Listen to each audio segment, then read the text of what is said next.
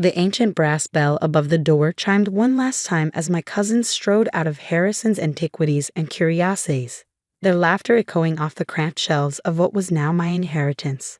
I stood alone in the dimly lit shop, surrounded by what they called worthless junk, my Uncle Theodore's lifetime collection of antiques and artifacts. "Have fun with your pile of dust, Sophie," Jennifer's voice carried through the door. "While you're cleaning, we'll be renovating the mansion." I ran my fingers along a nearby mahogany display case, leaving trails in the dust. At 32, I was the black sheep of the Harrison family, the one who'd chosen to study archaeology instead of business, who'd spent years on digs while my cousins climbed corporate ladders. Now, Uncle Theo's death had brought us all back to Boston, and his will had shocked everyone. To my beloved niece, Sophie Harrison, I leave my antique shop and all its contents the lawyer had read yesterday while my aunts and cousins sat in stunned silence. To Jennifer and Michael Harrison, I leave the family mansion and its grounds, along with my liquid assets. The monetary difference was staggering. The mansion alone was worth millions, not counting Uncle Theo's substantial bank accounts. The shop? It had been struggling for years, barely breaking even. My cousins thought Uncle Theo was punishing me with this gift, but they didn't know Uncle Theo like I did. I remembered the summer afternoons I'd spent here as a child, listening to Uncle Theo's stories about each artifact. He taught me to see beyond the surface, to understand that value wasn't always measured in dollars and cents. "Every object has a story," he'd say, his eyes twinkling behind wire-rimmed glasses. "You just have to know how to read it." Now, standing in the fading afternoon light, I could almost hear his voice among the shadowed shelves. The shop was exactly as he'd left it, a maze of display cases and wooden cabinets, filled with everything from Victorian silverware to ancient Egyptian scarabs, reproductions, of course, or so we'd always thought. I made my way to his office at the back of the shop, navigating the narrow aisles with practiced ease. The small room was a testament to organized chaos. Books stacked in precarious towers, maps covering every inch of wall space, and his beloved roll-top desk dominating the corner. That's when I noticed something odd. The ancient Persian rug, the one Uncle Theo had always said was his most valuable possession, was slightly askew. In 20 years of visiting this office, I'd never seen that rug out of place. Uncle Theo had been almost obsessive about its positioning. Kneeling down, I rolled back the heavy fabric. There, carved into the wooden floorboard, was a small symbol, a circle within a square, exactly like the pendant Uncle Theo had always worn, the one that had mysteriously disappeared after his death. My heart began to race. Uncle Theo had been more than just an antique dealer. He'd been a scholar, a collector of mysteries, and I'd always suspected something more. His stories had often hinted at secret societies and hidden treasures, tales I dismissed as flights of fancy. But now, I ran my fingers over the carved symbol, remembering something he told me years ago. "Sometimes, Sophie, the greatest treasures are hidden in plain sight. You just need the right key to see them." The key, the strange brass key he'd left me in his will, along with a cryptic note I hadn't yet opened. I'd assumed it was to the shop's front door, but now. I pulled both items from my bag, the ornate key with its unusual teeth, and the sealed envelope with my name written in Uncle Theo's elegant hand. The paper was thick, expensive, with that same circle and square symbol watermarked in the corner. My hands trembled slightly as I broke the seal and unfolded the letter. "My dearest Sophie, if you're reading this, then two things have happened. I've left this world for the next great adventure, and you found the mark beneath the Persian rug. I always knew you would. You have the gift, the ability to see what others miss. What I'm about to tell you must remain secret. Your cousins, your aunts, the entire family, they cannot know. Not yet. The shop isn't just a shop, Sophie. It's a gateway, a repository of secrets that go back centuries. The Antiquarian Guild has protected these secrets for generations, and now that responsibility passes to you. But beware, there are those who would kill for what lies hidden here. Trust no one until you've seen the truth for yourself. Use the key, follow the signs, and remember what I taught you about reading the stories in objects. The first step is behind my bookshelf, the one with the treatise on Mediterranean pottery. The key will fit a lock you cannot see until you know where to look. All my love and all my trust, Uncle Theo. P.S. If Jennifer and Michael are being their usual charming selves about the inheritance, don't let it bother you. They have no idea what they've missed. I read the letter 3 times, my mind spinning. The Antiquarian Guild. Hidden secrets. It sounded impossible, like something from a movie. But Uncle Theo had never been one for practical jokes, and that symbol. Standing up, I moved to the bookshelf he'd mentioned. It looked ordinary enough, old volumes on pottery, archaeology, and art history. But when I ran my fingers along the edges, I felt something. A slight irregularity in the wooden frame, right at eye level. Looking closer, I noticed tiny marks carved into the wood, so faint they were nearly invisible. They formed a pattern similar to the one on the floor, but more complex. In the center was a small depression that looked like. My hands shaking, I inserted the brass key. It fit perfectly. But before I could turn it, I heard voices outside the shop. Loud, angry voices. Through the office window, I saw 3 men in dark suits examining the shop's facade. They weren't family, and they definitely weren't customers. "The old man's dead," one said, his voice muffled through the glass. "If it's here, now's our chance." I froze, the key still in the lock. Uncle Theo's warning echoed in my mind. There are those who would kill for what lies hidden here. The bell above the shop door chimed. They were inside. I had seconds to decide, turn the key and step into whatever mystery Uncle Theo had left for me, or face the men who were even now making their way through the shop. The key turned silently in the lock, and everything I thought I knew about Uncle Theo, about my inheritance, about reality itself, was about to change forever. Because what I found behind that bookshelf would not only solve a centuries-old mystery but would also put me in the crosshairs of people far more dangerous than my spoiled cousins. People who would stop at nothing to claim what Uncle Theo had protected for so long. But I'm getting ahead of myself. To understand what happened next, you need to know about the summer I turned 12, when Uncle Theo first showed me the secret language of symbols hidden in everyday objects. When he first hinted at the true purpose of his little antique shop. And most importantly, you need to know about the ancient society that had been watching our family for generations, waiting for someone like me to finally unlock the truth. The bookshelf swung silently inward, revealing a narrow passage that shouldn't have existed in a building I thought I knew by heart. Behind me, heavy footsteps approached the office. I slipped through the opening, pulling the shelf closed just as shadows appeared under the office door. The passage was pitch black for a moment before soft lights activated along the floor, revealing a metal staircase descending into the earth. The air was cool and dry, carrying a faint scent of old paper and something else. Something ancient. Above, I heard muffled voices in Uncle Theo's office. Search everything. The old man must have left some clue about the collection's location. I descended the stairs as quietly as possible, counting the steps. 27. Uncle Theo's favorite number. At the bottom, I found myself in a room that defied belief. It was vast, far larger than the shop's foundation should have allowed. Climate-controlled glass cases lined the walls, filled with artifacts that made my archaeological training scream in disbelief. These weren't the reproductions we displayed upstairs. These were real. A perfectly preserved Greek amphora from the 5th century BCE. A complete set of samurai armor that predated the Kamakura period. Celtic torques that still gleamed with their original gold.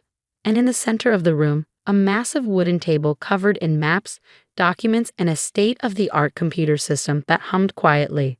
"Oh, Uncle Theo," I whispered, "what were you really doing all these years?" On a table lay a leather-bound journal, recently used. I recognized Uncle Theo's handwriting.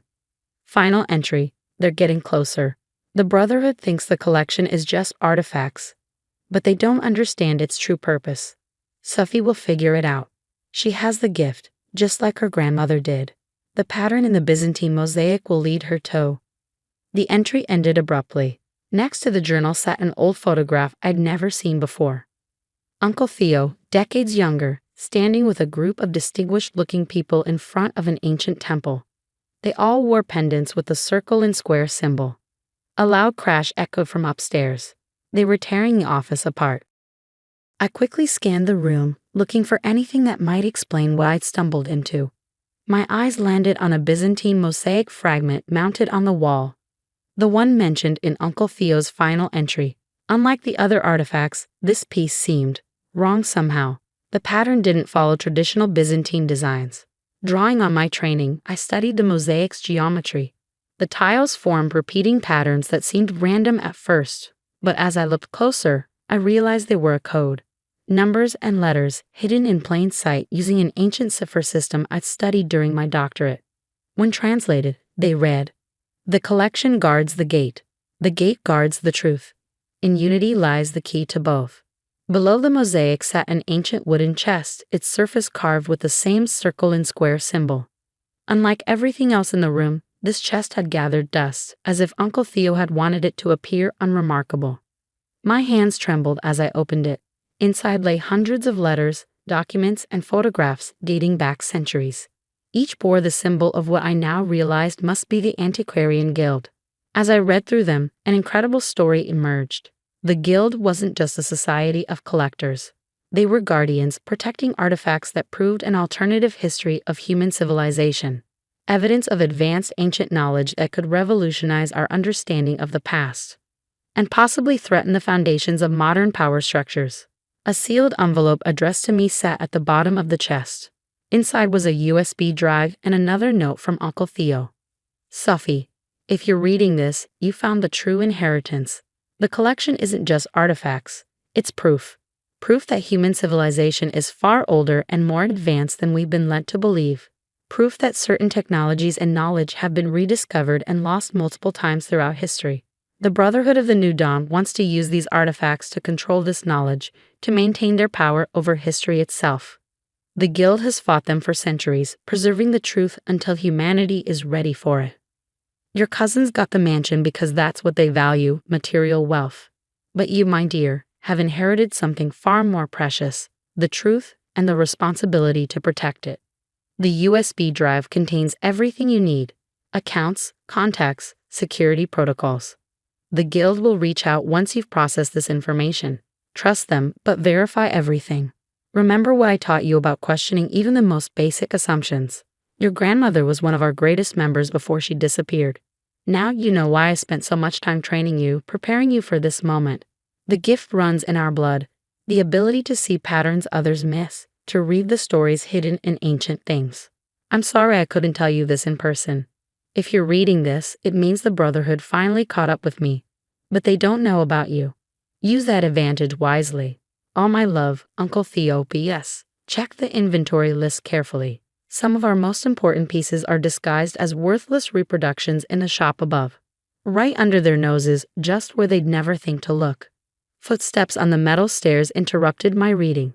But these were different from the heavy tread of the men searching upstairs. These steps were deliberate, confident. "Miss Harrison." A woman's voice called softly.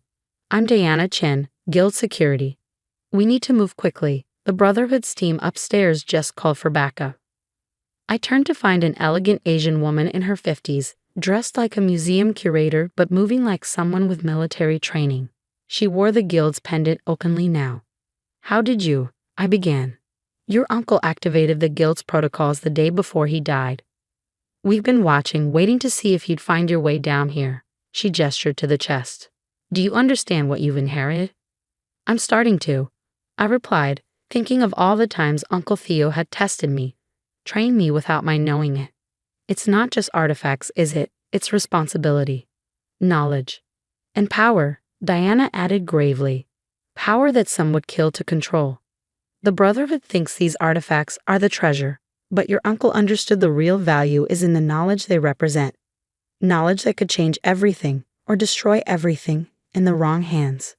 More footsteps above. Angry voices. "They're pulling up the floorboards," Diana said tensely. "We have about 3 minutes before they find the entrance. We need to move the critical pieces now." "Are you ready to accept your inheritance, Ms. Harrison? Really accept it?"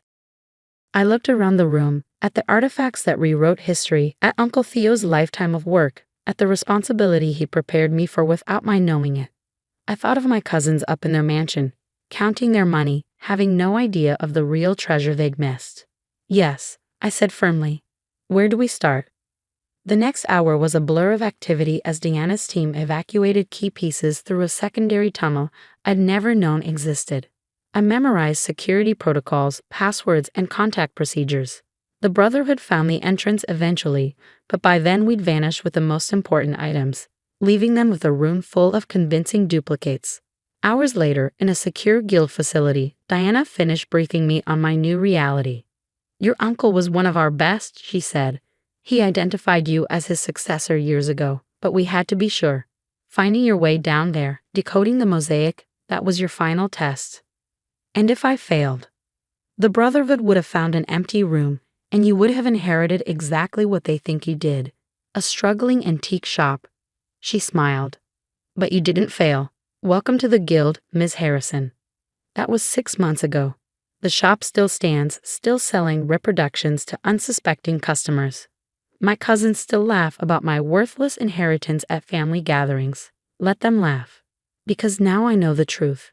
About Uncle Theo, about our family's legacy, about history itself. Every day, I learn more from the collection, unlocking secrets hidden in plain sight. The Brotherhood is still searching, of course. They always will be, but they're looking in the wrong places, just as they always have. Because the real treasures aren't in secret rooms or hidden vaults. They're scattered throughout the shop above, disguised as worthless trinkets, telling their stories to anyone who knows how to read them. Uncle Theo taught me well. Value isn't always what it seems. Sometimes the greatest treasures are the ones others overlook. And sometimes, the most important inheritance isn't what you get, it's what you become. Last week, a young girl visited the shop with her parents. While they browsed the expensive items in the front, she lingered by a dusty shelf of reproductions, studying their patterns with unusual intensity. I watched her trace the hidden symbols none of her family could see, and I smiled. Uncle Theo would have liked her. In a few years, once she's ready, I'll start teaching her what he taught me. Because that's the real purpose of the collection, not just to preserve knowledge, but to pass it on to those who can understand its true value. After all, every object has a story. You just have to know how to read it. And some stories are worth more than all the mansions in the world.